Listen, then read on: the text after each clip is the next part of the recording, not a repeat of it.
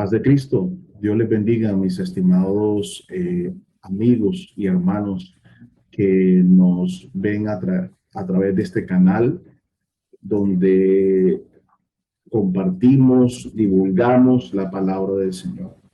Le doy las gracias a nuestros hermanos de el canal de Apasionados por extenderme esta invitación. Para mí es un honor, un privilegio poderle servir al Señor de una manera especial predicando su palabra. Soy Nilson Darío Tobar Martínez, diácono de la Iglesia Pentecostal Unida de Colombia, del barrio Ospina Pérez, en la ciudad de Cúcuta, Colombia.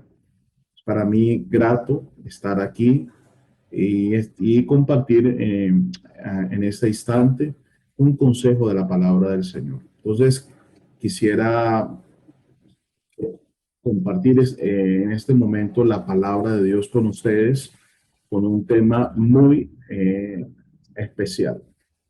Dice la palabra, bueno, el tema que vamos a plantear en este momento es ¿por qué Jesucristo es el único Dios? ¿Por qué Jesucristo es el único Dios? Dice la palabra del Señor en el Evangelio según Juan, capítulo 10, verso 31 al 33. Dice así: entonces los judíos volvieron a tomar piedras para apedrearle. Jesús les respondió: muchas buenas obras os he mostrado de mi Padre. ¿Por cuál de ellas me apedreáis? Le respondieron los judíos, diciendo: por buena obra no te apedreamos, sino por la blasfemia, porque tú, siendo hombre, te haces Dios. Observemos lo que dice allí. Porque tú, siendo hombre, te haces Dios. Es importante que nosotros tengamos muy presente, y por eso lo subrayé, porque tú, siendo hombre, te haces Dios. Es evidente aquí con esta declaración de parte de los fariseos que ellos veían en Jesús a un hombre normal. Pero el problema que ellos tenían con Jesús era que ellos decían que Jesús, siendo hombre, se mostraba como Dios. Y realmente podemos ver que las acciones que Jesús hacía no eran las acciones de un hombre normal. Ellos sabían, los judíos sabían, que el único que podía perdonar pecados es Dios. Pero Jesús perdonó los pecados de la mujer adúltera, los pecados de muchas personas. Jesús hacía cosas que eran fuera de lo normal. Y eso era lo que a los fariseos les molestaba. Ahora, hoy en día nosotros miramos que hablamos de que hay un solo Dios. Y creo que eso no está, digamos, en discusión alguna.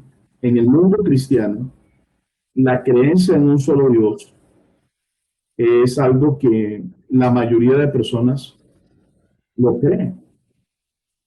Es más, si nosotros hiciéramos una encuesta, nos paráramos en la calle y le preguntáramos a las personas de la mayoría de nuestros países que son, digamos, de creencia cristiana, le preguntamos en cuántos dioses creen y la respuesta que vamos a obtener es que creen en un solo Dios. Entonces, creo que el planteamiento sería diferente. El planteamiento sería el que por lo menos estamos haciendo en esta noche. ¿Por qué Jesucristo es el único Dios? Porque el creer en un solo Dios, eso está sin discusión alguna. Pero creer, el por qué creer que Jesucristo es el único Dios, ya eso es algo muy diferente. Entonces, para abordar esta enseñanza, es importante que nosotros tengamos digamos, una aclaración de términos. Y aquí he preparado un glosario de términos y tenemos por lo menos el monoteísmo. El monoteísmo es la creencia en un solo Dios. De hecho, en el judaísmo del segundo templo, después de la destrucción del segundo templo, perdón, de la destrucción del primer templo, cuando ellos regresan al exilio, los judíos tenían una creencia de un monoteísmo absoluto. Israel antes del exilio en Babilonia no tenía una creencia de un monoteísmo absoluto. De hecho, eh, digamos, la creencia, las creencias que se tenían, digamos, en el entorno donde se gestó el Antiguo Testamento, el concepto o la cosmovisión que había de Dios en el Antiguo Testamento era la creencia de, inclusive, de politeísmo. Entonces, eh, no podemos decir, inclusive la Biblia lo muestra, que los, digamos, el pueblo de Israel, los israelitas, los hebreos, tenían, digamos, definido, claro, la existencia de un solo Dios. No es así. La Biblia lo muestra. A lo largo del Antiguo Testamento podemos ver que no es así. Entonces, solo después del exilio, que ellos salen de Babilonia, entonces es cuando ellos tienen el concepto de un monoteísmo absoluto. Y ese monoteísmo absoluto plantea que fuera de Dios no se le pueden atribuir, no se puede atribuir tal divinidad a otra cosa o a otra persona. O sea, para los judíos, después del segundo templo, después de la destrucción del primer templo, ellos consideraban que Dios es único, que es único. Entonces, y eso era el problema que los fariseos tenían con eso. Entonces, tenemos claro que el monoteísmo es la creencia en un solo Dios. Tenemos el concepto del gnosticismo. De hecho, en los tiempos de Jesús, la filosofía griega planteaba el gnosticismo. Y el gnosticismo es la afirmación que la existencia de Dios es desconocida o no se puede saber. Panteísmo, la creencia de que Dios es la naturaleza o las fuerzas del universo. Y dentro de ese panteísmo, bueno, encontramos también otro concepto que se llama politeísmo, que es la creencia en más de un Dios. Dentro de ese politeísmo encontramos un concepto de biteísmo, que es la creencia en dos dioses. Triteísmo, la creencia en tres dioses. Ahora, dentro del cristianismo tenemos varias creencias. Tenemos la creencia encontramos la creencia del trinitarismo, que consiste en la creencia no de tres dioses, sino de tres personas distintas en la deidad. Eso es muy importante que lo comprendamos. Entonces, en el trinitarismo tenemos la creencia no en tres dioses, sino en la creencia en un solo Dios, pero en tres personas distintas dentro de la deidad. Encontramos el binitarismo, la creencia en dos personas en la deidad. Encontramos el monoteísmo absoluto, excluyendo múltiples personas, pero negando la absoluta deidad de Jesucristo. Ejemplos de esto tenemos el arianismo, monarquianismo dinámico, testigos de Jehová y los unitarios universalistas. Tenemos el monoteísmo absoluto, excluyendo múltiples personas con una afirmación absoluta de la deidad de Jesucristo. Ejemplos de esto encontramos el monarquianismo modalista o el modalismo y los unicitarios. La unicidad como tal es la creencia en un Dios único e indivisible. Esa es la creencia de la unicidad. Entonces, los judíos tenían claro el tema del monoteísmo absoluto después de la destrucción, después del exilio de Babilonia. Ellos tenían ya ese concepto del monoteísmo absoluto. Encontramos también que el concepto que tenían los discípulos de Jesús antes de su muerte lo podemos evidenciar aquí en la confesión de Pedro. Dice aquí, viniendo Jesús a la región de Cesarea de Filipo, preguntó a sus discípulos, diciendo, ¿quién dicen los hombres que es el Hijo del Hombre? Ellos dijeron, unos Juan el Bautista, otros Elías y otros Jeremías o alguno de los profetas. Él le dijo, ¿y vosotros quién decís que soy? Respondiendo, Simón Pedro dijo, tú eres el Cristo, el Hijo del Dios viviente. Entonces, si nosotros podemos mirar aquí, observemos que para el resto del pueblo, Jesús era cualquiera de los profetas, de Juan el Bautista, de Elías o de Jeremías. Pero, digamos, por la revelación del Espíritu Santo, como Jesús lo afirma, declara, tú eres el Cristo, el Hijo de Dios viviente, que equivale a decir que Jesús era el Mesías que ellos estaban esperando. Pero ese era el concepto que Pedro tenía. Solamente la declaración de que él creía que Jesús era el Mesías. Podemos mirar aquí, luego de su resurrección, el mismo día que Jesús resucita, en el camino de Maús, dice la Escritura, y les dijo, ¿qué pláticas son estas que tenéis entre vosotros mientras camináis? ¿Y por qué estáis tristes? Respondiendo uno de ellos, que se llamaba Cleofas, le dijo, ¿eres tú el único forastero en Jerusalén que no ha sabido las cosas que en ella ha acontecido en estos días? Entonces él les dijo, ¿qué cosas?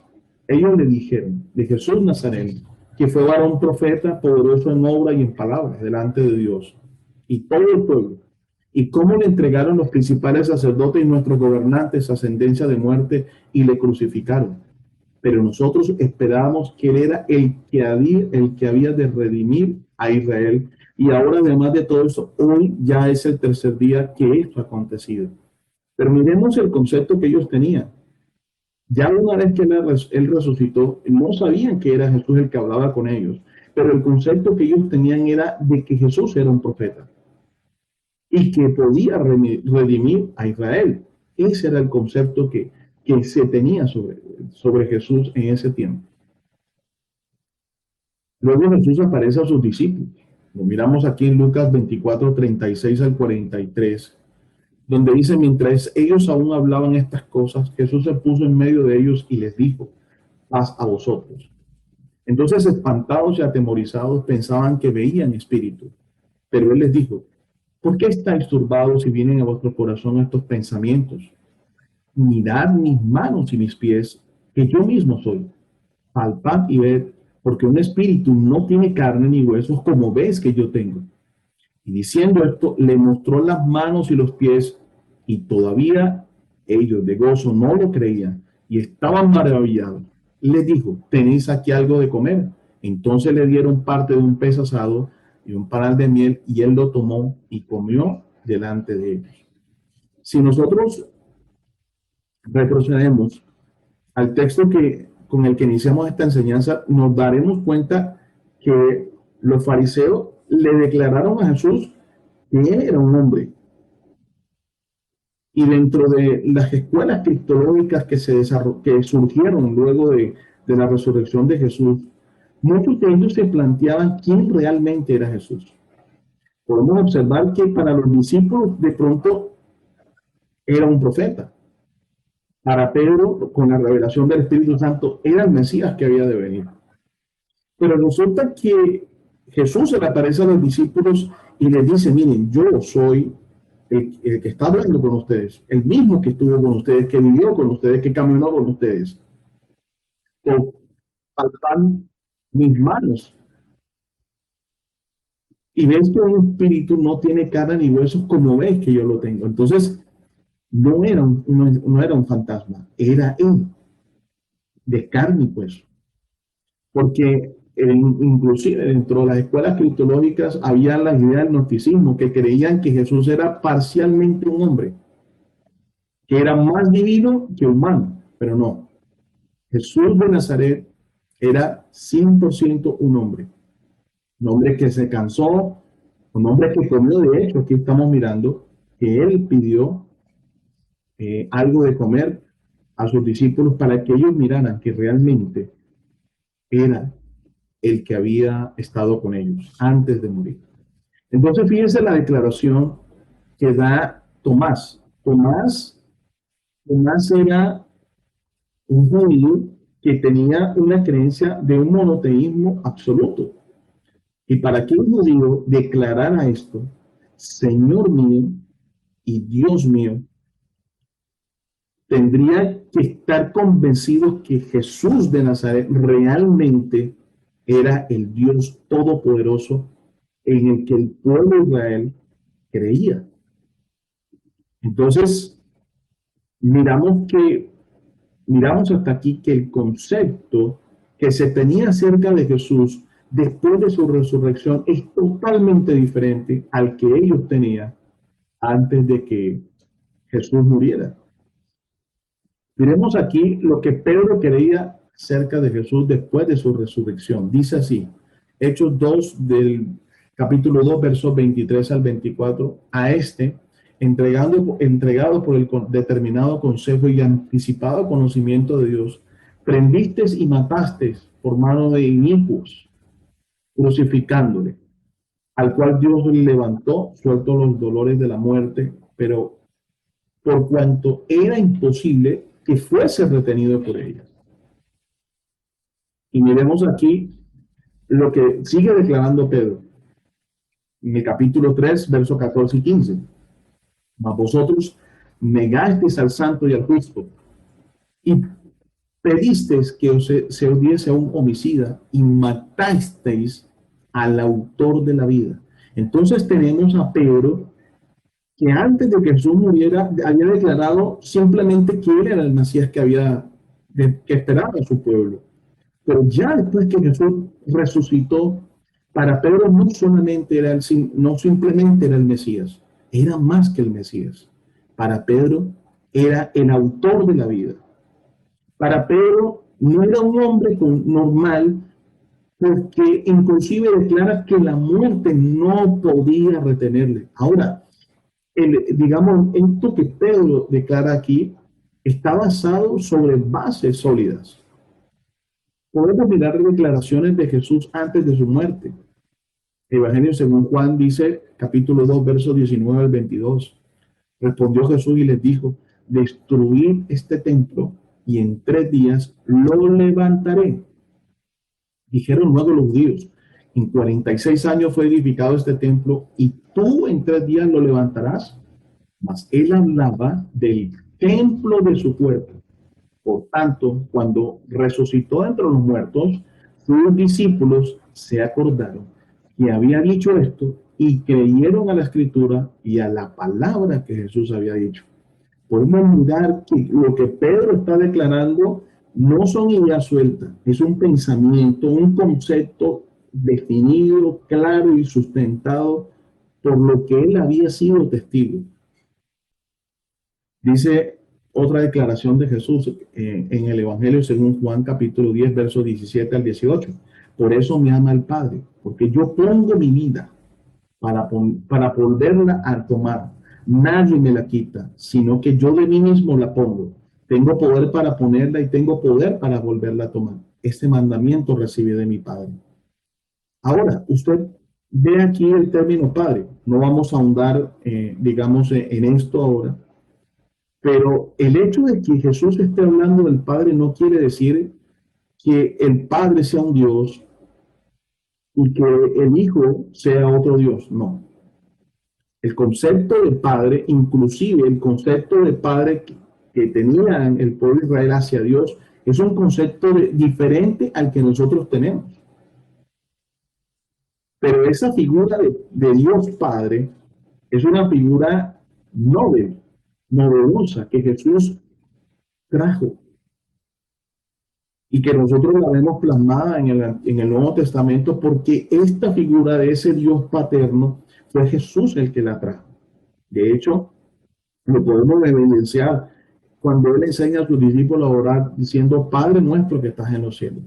El pueblo de Israel no veía a Dios como un Dios paterno, lo veía era como el Todopoderoso. ¿Ve? Lo veía como el varón de guerra. En fin, lo veía como en sus muchas otras facetas, pero no como un Dios paternalista. Entonces, el concepto de Padre como tal lo trajo fue Jesús de Nazaret. Entonces, podemos evidenciar aquí lo que Jesús está diciendo, que Él tenía su vida. Él entregó su vida, la vida de ese Jesús humano. Porque es importante que nosotros entendamos que Jesús, y como ya lo hemos visto en todos estos textos que hemos analizado, Jesús, para los apóstoles, después de que Jesús resucitó, tenían claro que Jesús era Dios. Pero también la Biblia dice, y el texto, los textos que acabamos de ver, también miramos que Jesús también es un hombre. Entonces, Jesús es 100% Dios y Jesús es 100% hombre. No es 50% hombre y 50% Dios, no. Es 100%, él es 100% hombre y 100% Dios.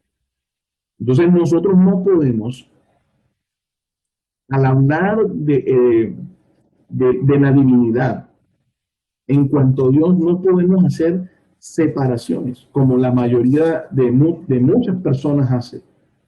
Y cuando habla de la divinidad, hace separaciones. No, no podemos separar dentro del concepto de Dios.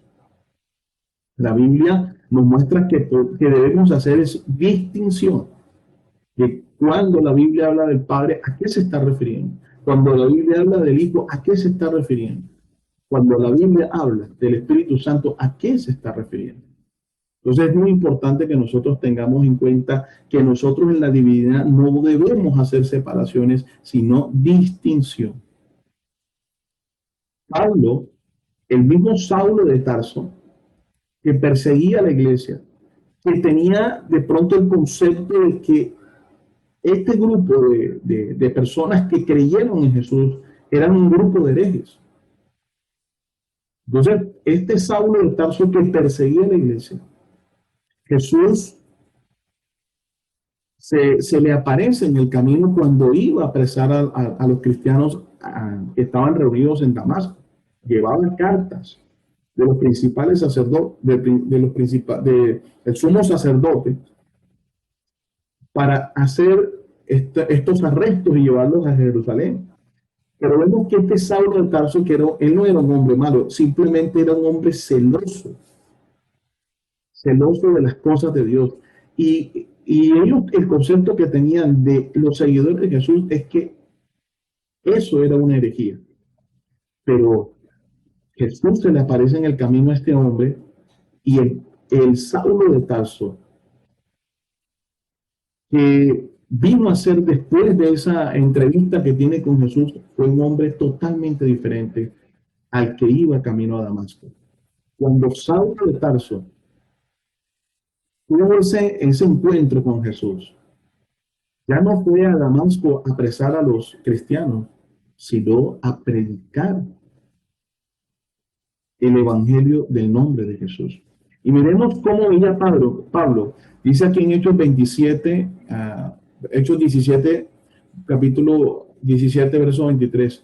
Porque pasando y mirando vuestro santuario, está aquí Pablo hablando predicándole allá a los de Atenas.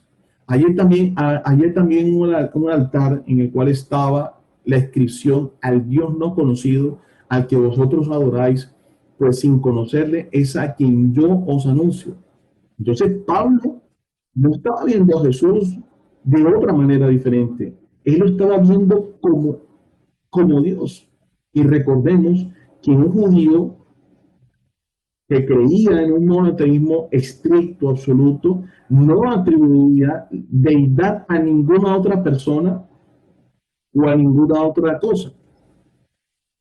Entonces, para que Pablo, un hombre que fue educado a los pies de Gamaliel, reconociera a Jesús como Dios, es porque verdaderamente él estaba convencido de ello. Él no estaba viendo a Jesús como la segunda persona de una divinidad, no. Él creyó de todo corazón que este Jesús al que él perseguía verdaderamente es el mismo Dios todopoderoso, el gran yo soy que se le apareció a Moisés en la zarza. Y él predicó allá en Atenas a Jesús no como la segunda persona de una divinidad, sino como el Dios no conocido. Inclusive en su carta a Timoteo, en su primera carta a Timoteo, en el capítulo 2 verso 5, Pablo declara lo siguiente: porque hay un solo Dios. Fíjense que aquí estamos comprobando lo que estamos diciendo, lo que Pablo creía. Era un Dios que creía en un solo Dios. Pero, aparte de eso, dice, hay un solo mediador entre Dios y los hombres. Jesucristo, hombre. Hay un solo Dios. Pero Dios hizo algo extraordinario para que existiera un mediador entre Dios y los hombres. Y ese mediador entre Dios y los hombres es Jesucristo, hombre.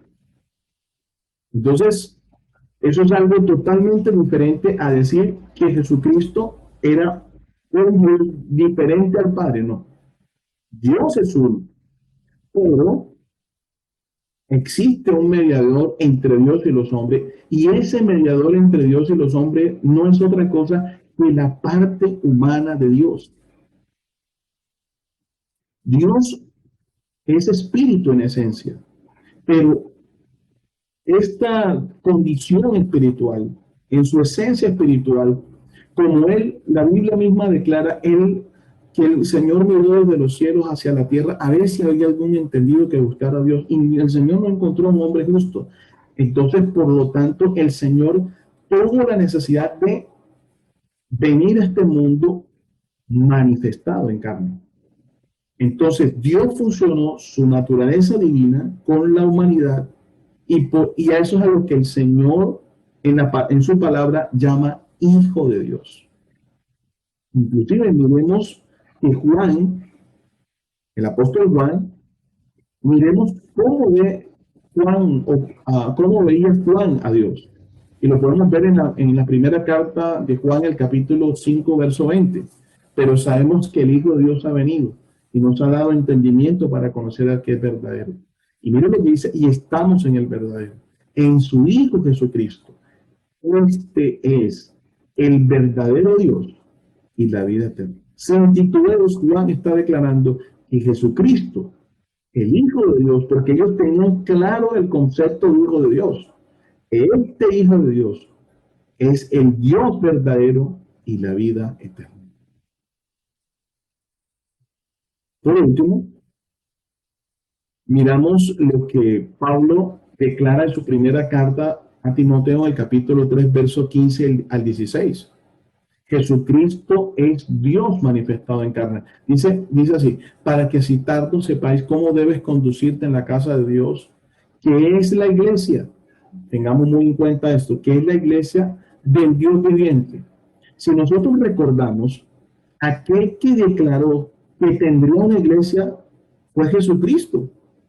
Fue Jesucristo el que le declaró a sus discípulos que sobre la verdad, no sobre Pedro, sino sobre la verdad de que Pedro dijo que Jesucristo era el Cristo, el Hijo del Dios viviente. Sobre esa verdad edificaría su iglesia. Así que la iglesia, o sea, el mismo Jesús declaró que la iglesia le pertenecía a él. Y Pablo está diciendo que la casa de Dios es la iglesia del Dios viviente. Entonces esto equivale a decir que si Jesucristo declaró que él tendría una iglesia fundamentada sobre la verdad que Pedro declaró que él era el Cristo, el Mesías que el pueblo de Israel esperaba. Sobre esa gran verdad, él edificaría su iglesia. Entonces, eso equivale a decir lo que Pablo está declarando, que la iglesia es del Dios viviente, o sea, de Jesucristo. Y aparte de eso, la iglesia del Señor es columna y baluarte de la verdad. ¿Pero de qué verdad? Dice Pablo, indiscutiblemente, es decir, no tiene discusión alguna. Grande es el misterio de la piedad. Dios fue manifestado en carne, fue justificado en espíritu, visto de los ángeles, predicado a los gentiles, creído en el mundo, recibido arriba en gloria. Entonces, mis estimados amigos y hermanos, la palabra es muy clara. La palabra es muy clara. La Biblia no habla de otra cosa, no habla de un Dios, no habla de un Dios formado por tres personalidades diferentes. No, la Biblia no enseña eso. La Biblia enseña que Dios se manifestó en carne. Eso es lo que la Biblia está diciendo. Inclusive en Hebreos capítulo 1 dice, Dios habiendo hablado muchas veces y de muchas maneras a los padres por los profetas en estos postreros días. Y los postreros días empezaron cuando Jesucristo hizo su aparición en este mundo. Dios habiendo hablado muchas veces a los padres por los profetas, en los postreros días nos ha hablado por el Hijo. Las teofanías eran manifestaciones temporales de Dios. Ojo a este término, temporales de Dios. Pero Jesucristo no es una manifestación temporal de Dios. No, Jesucristo es Dios, el Espíritu Eterno manifestado en carne. Eso es lo que nosotros tenemos que creer de Jesucristo. Nosotros no podemos ver a Jesucristo de una forma diferente a la que los apóstoles vieron y pensaron de Jesús después que él resucitó. Entonces el concepto de Jesús después de su resurrección no es otro que creer que Jesucristo es el verdadero Dios y la vida eterna como Juan mismo lo declara. Inclusive Jesucristo mismo dijo, y esta es la vida eterna, que te conozcan a ti, el único Dios verdadero, y a Jesucristo a quien has enviado.